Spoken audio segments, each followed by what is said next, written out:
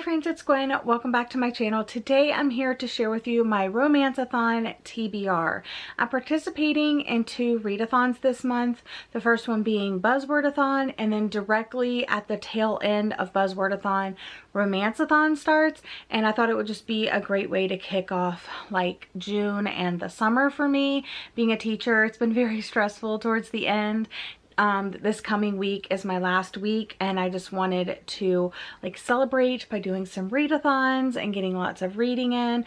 And what I love about Romanceathon is I'm reading a lot of books that I've been looking forward to for a very long time. So let's go ahead and jump into the TBR. Now this readathon does have some challenges with it, and this readathon runs from June 17th to June 23rd. And like I said, it does have 7 challenges, so I'll be telling you the book that I'm reading for each challenge. So for the first challenge, it's to read a forbidden romance story, and for that I'm picking up the group buddy read, which is On the Island by Tracy Garvis Graves. And this tells the story of a 30-year-old English teacher who is stranded on an island with a 16-year-old boy who is like her student.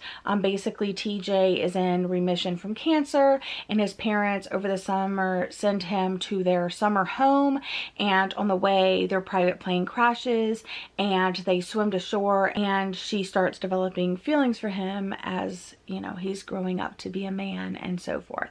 So I also love that this can fulfill many challenges. So if you don't want to read a book for every single challenge, this can also go for a couple of other challenges as well, but I'm picking this for my forbidden romance story. Okay, the second challenge is to read a new adult romance story, and for that I'm picking Josh and Hazel's Guide to Not Dating by Christina Lauren.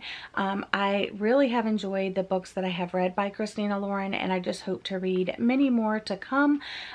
This one is about 2 friends that meet in college, a guy and a girl, Hazel and Josh, and they're very different from one another, and it seems like they set each other up on these blind dates, and now here we are 10 years later and they're reconnecting, but maybe this time it's their chance. So really looking forward to this one. Next challenge is to read a book with pink on the cover, and for that challenge I have chosen The Bride Test by Helen Wong, and I absolutely loved Helen Wong's first book, and I've been hearing great things about this one as well.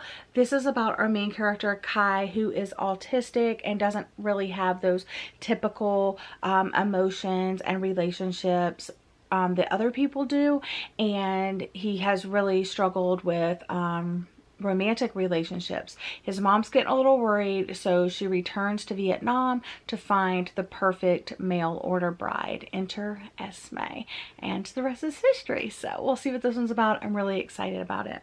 Fourth challenge is to read a romance story that was released in 2019, and for that I am reading The Unhoneymooners by Christina Lauren. Like I said, I want to read more of the Christina Lauren books that I have not read, and this tells the story of Olive and Ethan, who are like sworn enemies that jet set off to Maui on this like honeymoon that their siblings were supposed to take, but everybody got food poisoning at the wedding. So now the siblings that do not like each other set off to enjoy the honeymoon that the newlyweds cannot. The fifth challenge is to read a book with a man on the cover, and I remember them specifically saying, oh, by the way, I don't think I mentioned whose readathon this is.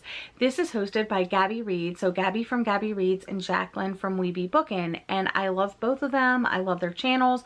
All of the information will be linked in the description box of this video. I can't believe I didn't say that at the very beginning, but I guess I was just so excited to share the books. So here we are. Like I said, challenge number 5 is to read a book with a man on a cover, and I remember them specifically saying it can be any part of a man, his eyes, his face, his body, his feet, animated, real, whatever. So for that I am choosing Matchmaking for Beginners by Maddie Dawson, and it does have a girl and a guy right here on the cover, and also this little dog. This is kind of a very interesting story, and it's kind of like thick, and I've never read anything by this author before, but I picked this up on a whim when I went to go order the group buddy read book, and I saw this and I was like, okay, that sounds interesting. This one is about our main character Marnie, who wants the ordinary life. She wants to meet a guy, get married, move to the suburbs, have kids, drive a minivan, you know, the normal everyday, like, I don't know, classic 1950s ordinary life. And she ends up meeting a guy, falling in love, they get married, and during that time she meets his dying great aunt, who happens to be a matchmaker.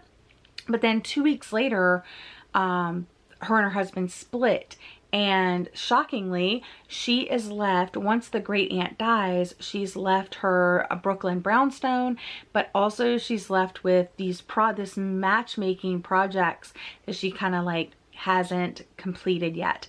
So it's all about Marnie kind of taking over Blix's Brooklyn brownstone and her matchmaking business. So that sounds like a lot of fun. The 6th challenge is to read an LGBT plus romance story, and I think this is because it is going to be Pride Month, or it is Pride Month.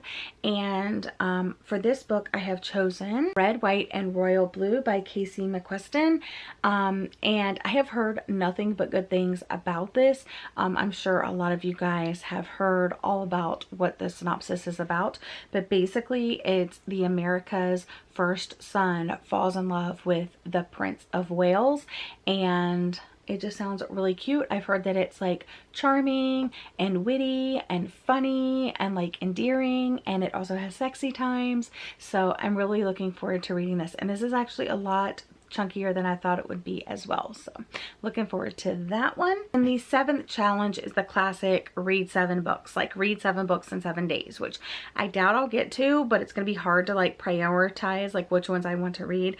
But this pick is also on my Buzzwordathon, so I might be reading this first actually, but some of my books fall into multiple categories, so that's okay.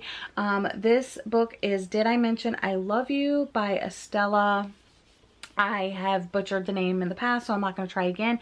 I think there's 3 books in this series, but it's basically about our main character Eden, who's visiting her dad in California for the summer, and I think she has like a couple step siblings, and she ends up having a room right next door to her older stepbrother Tyler. And over the course of the summer, like his friends kind of like pull her into the partying and like hanging out over the summer. And the more that she's hanging out with Tyler, even though in the beginning she can't stand him as her step sibling, she ends up developing feelings for him. So it's kind of like another forbidden romance story. So again, pink on the cover, new adult, and forbidden romance. So this could also fulfill many challenges as well. So I'm gonna try to organize my TBR by that, so that maybe I hit all of the challenges except for maybe the read the 7 books. I'm definitely going to try to read as many of these as I can, because I have some really good ones on my TBR and I'm really excited about all of them.